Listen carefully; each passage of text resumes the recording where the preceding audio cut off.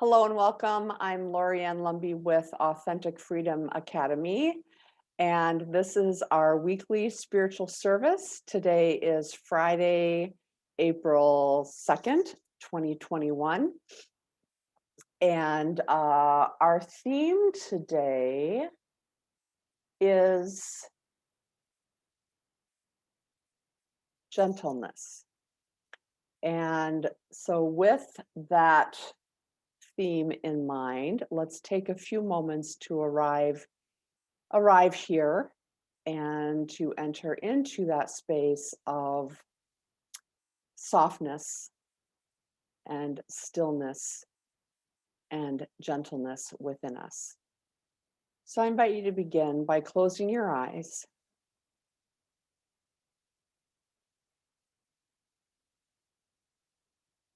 and to draw your awareness into the center of your being.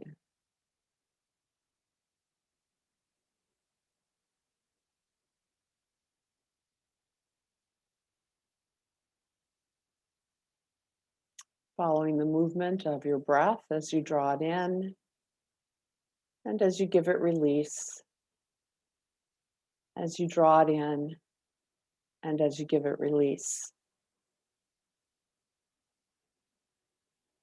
Allowing the movement of your breathing to draw you ever deeper into that sacred and gentle place within yourself.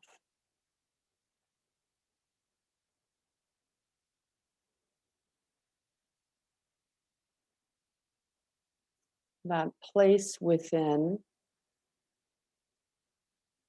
that is made up of and helps us in remembering our original nature. Our original nature as love, as compassion, as joy.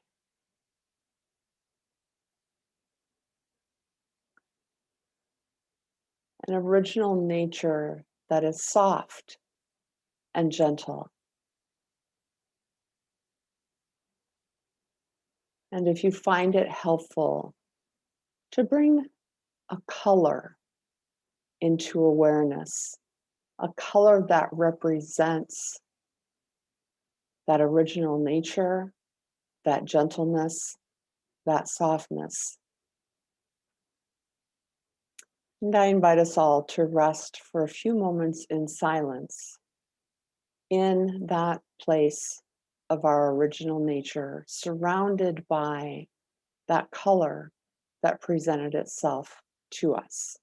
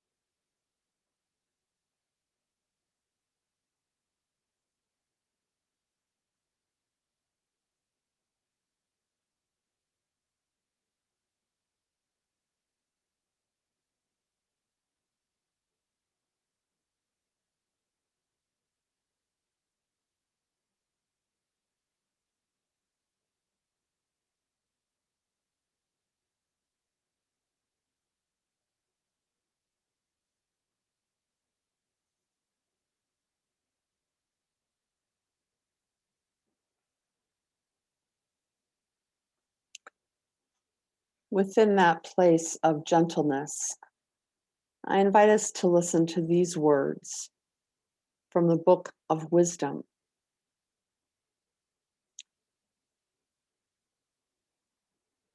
And these words are referring to the divine as Sophia. Sophia, who is mother, counselor, comforter, strength, and guide.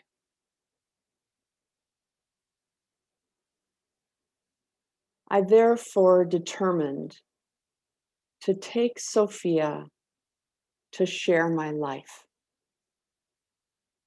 knowing she would be my counselor in prosperity, my comfort in times of care and sorrow.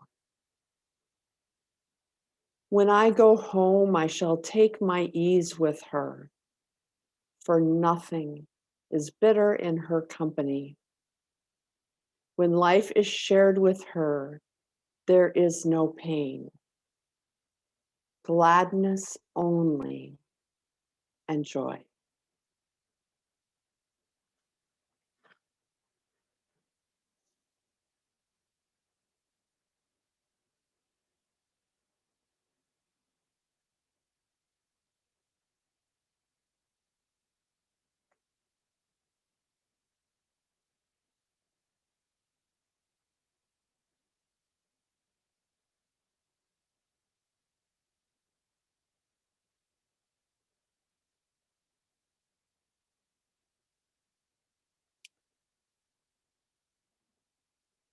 I searched and searched and searched to try to find a reading that was appropriate for today's theme or that spoke to today's theme.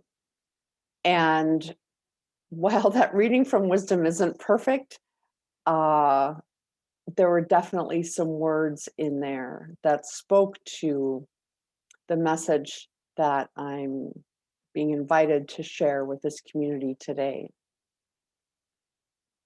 Specifically, those words about Sophia. Sophia in the ancient Hebrew tradition is the feminine counterpart to the masculine expression of the divine. She is the co-creator with God in the making and bringing forth of all the universe. Sophia is the Greek word that was used to translate the Hebrew chokhmah, meaning wisdom.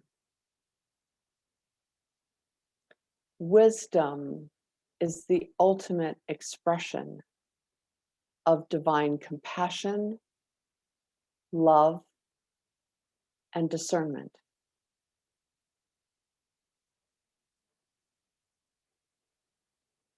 In that expression, wisdom has both a fierce side and a soft side. Fierce in the energy of discernment, in the energy that we move through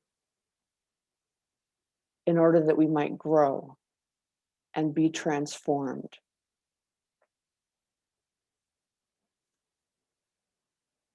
Severe in that sense of resistance that arises in natural expression to our movements of growth.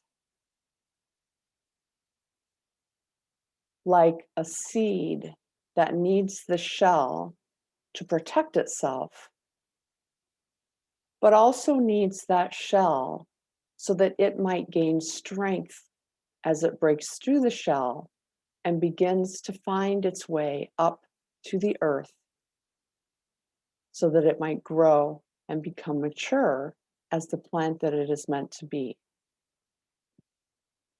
The severity could also be thought of in the sense of chrysalis, of a butterfly. That hard shell that comes forth in protection of the new life that is trying to come forward, but a soft shell that also needs to fall away and which needs to be pushed against and moved through so that the emerging butterfly might gain the strength that it needs in order that it might fly.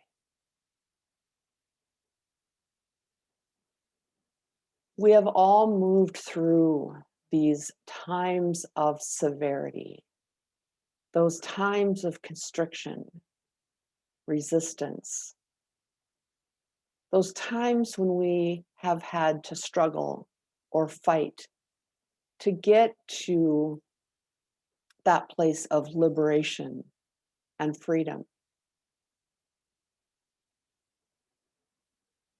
The invitation, however, is that at some point in our journey, we leave that severity behind. Yesterday, I had the profound opportunity to spend a couple of glorious hours with one of my local Magdalene sisters, one with whom I've been journeying for, gosh, close to 20 years now.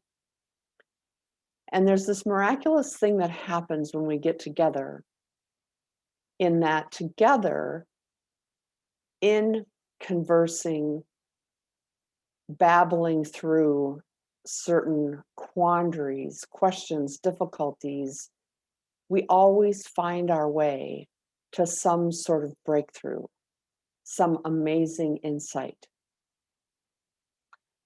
And as we hadn't seen each other since the beginning of COVID, there was a lot to catch up on. But at the end of the catching up came one of those fruitful moments. And it came through a phrase that I've been struggling with, something that I hear frequently, a phrase that I've used myself, a phrase that is often, I think, given to women in particular as an invitation to something. I know that doesn't make sense yet. So let me tell you the phrase. The phrase is, I did this for myself because I deserve it. Or, I did this for myself because I'm worth it. Now, in and of itself, neither of those phrases are wrong. But recently, when I hear those phrases coming forward, there's something in the back of my neck that stands up and says, there's something not quite right about that way of thinking. Not that there's necessarily a right or a wrong, but perhaps it becomes a question of loving versus non-loving, wholeness versus separation, hardness, severity versus softness, yielding, and allowing. Now, this is where it gets a little complicated. And in order to set the foundation for this lesson, we have to go back to, well, what first comes to mind for me is the women's lib movement. And because as a people, we have been struggling under the imprisonment of the toxic masculine, fear, power, and control, and male privilege. Because we have been struggling under that for so long, there has been a necessary severity that we have had to put on in order to break free of that. It's kind of like, no, it is like, it is that We have been at war with this unholy fear, power, and control that has imprisoned us. In order to break free of that imprisonment, on some level, we have had to fight fire with fire. We have had to take on qualities of the unholy masculine in order to be seen, be heard, and to have some of our rights returned to us. To claim our place in the world, we have had to hold aloft our sword and brandish our shield. I believe that that has been necessary in order for us to find a glimpse of that freedom, a glimpse of our own sense of liberation and a place for us in the world. The challenge has been that the fight that started this in the first place, fear, power, and control, in and of itself is non-loving. It's based on separation, and it gets its power from separation. So in fighting fire with fire, we have found a place for ourselves in the world, sort of, but it's a place that has in many ways created more separation. Again, I'm not saying it's wrong. I am acknowledging that it has probably been necessary. Like the butterfly that has to fight its way through the cocoon, the chrysalis, like the seed that has to struggle to break through that seed shell, like a chick breaking through the egg. That fight, that battle, that severity is necessary. And it has helped us to gather and develop and harness our strength. And I feel as if, at least for me personally, but I think that I speak for many in this case, there comes a time when that fight, that battle, that opposition no longer serves us.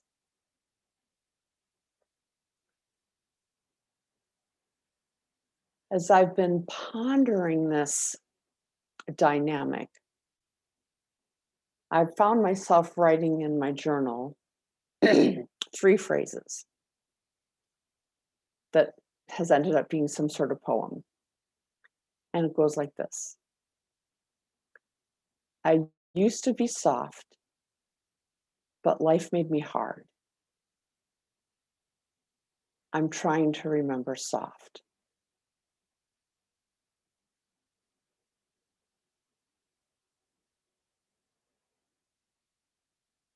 There is a softness that we are being invited into at this place in our human evolution. A softness that allows us to lay down our sword, put down our shield, and to meet each other at that place of our original nature. An original nature that knows how to move gently upon this earth, that knows how to approach each other in kindness, that knows how to yield to the gentle movement of our soul and the quiet growth along our path.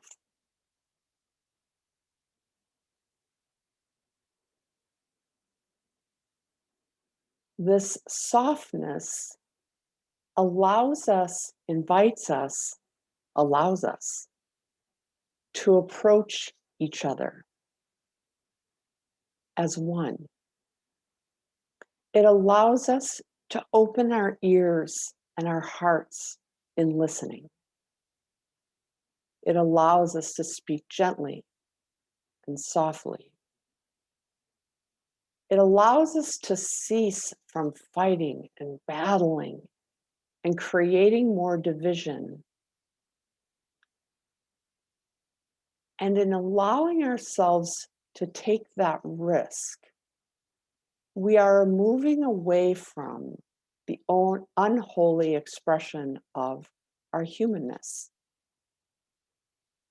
We are moving away from the fear, power, and control, the division, the conflict, the battle that we've been taught to expect in the human condition.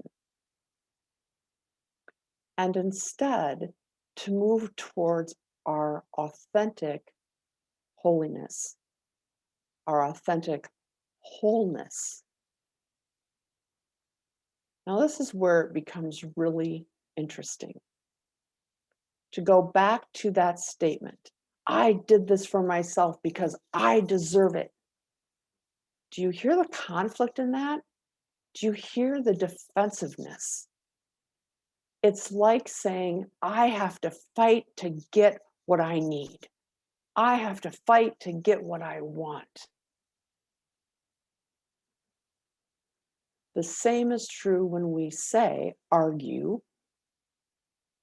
well, I'm worth it. Again, there's the conflict. Deservedness and worthiness. And this is going to probably piss off a lot of people. We don't deserve anything. We aren't worthy of anything. Because those words in and of themselves suggest that there's such a thing as undeservedness, of unworthiness. In the eyes of the divine, in the eyes of Sophia, in the heart of our authentic self, there is no deservedness or undeservedness, worthiness or unworthiness, because every single aspect of creation is one. Every single part of creation is God.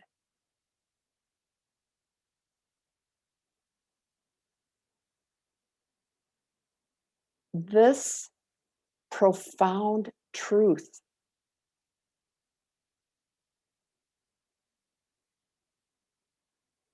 reminds us that there is no separation.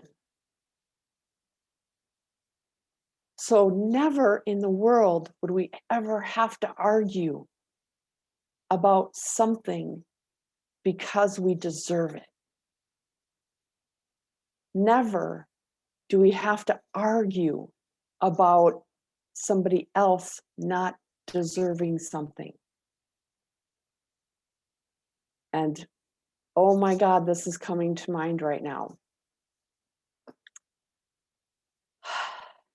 My heart is heavy this week as I've been witnessing certain parts of the police murder trial in Minneapolis. The police officer that, in my opinion, murdered George Floyd by asphyxiation. The defense's approach to this trial has been to say that George Floyd deserved it because of his lack of character. Now, first of all, I'm not sure anyone can judge character or lack thereof, because we are all precious and glorious creations of God. It doesn't matter if George Floyd was under the influence of anything. It doesn't matter if he passed a counterfeit bill.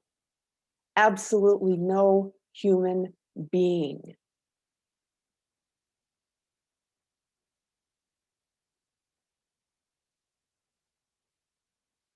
absolutely no human being is worthy or unworthy of respect, honor, compassion, and to be cherished as one of God's own.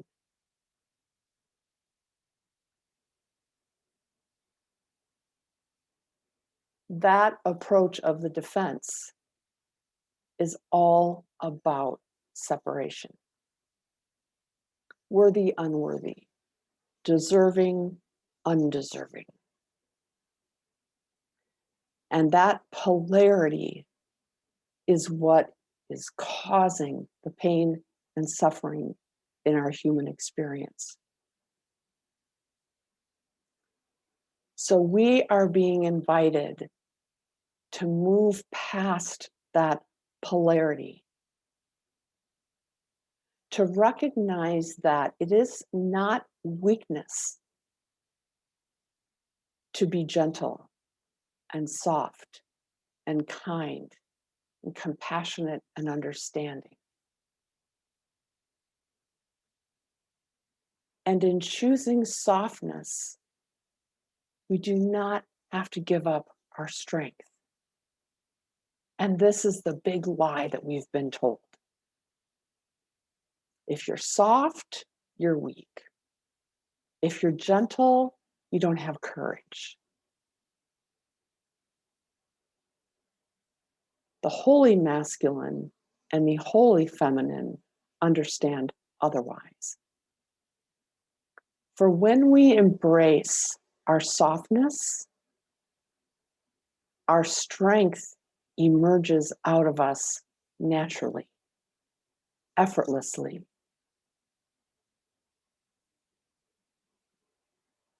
For those in this circle who call themselves women, we have an opportunity to embrace the holy masculine within us by embracing our holy feminine. Gentle, yielding, soft, our feminine energies. Advocating, taking action, doing, our masculine energies. And when we embrace the feminine, the holy feminine, the divine masculine emerges out of us effortlessly. This is our invitation at this point in our human evolution, is to take a look at where have we embraced the divisive, combative qualities of the unholy masculine? Where have we embraced defensiveness or battle or fight or struggle? And where have we lost our softness, our gentleness, our kindness?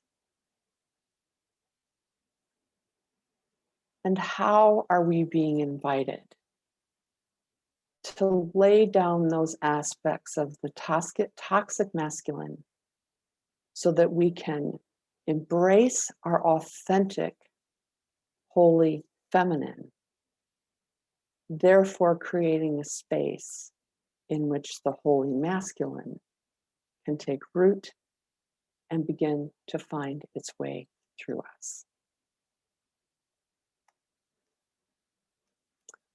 So in closing, let me read these words again from the Book of Wisdom.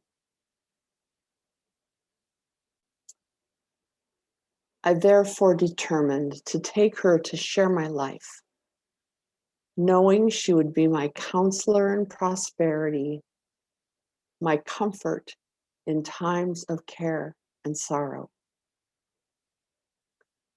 When I go home, I shall take my ease with her, for nothing is bitter in her company. When life is shared with her, there is no pain, gladness only, and joy.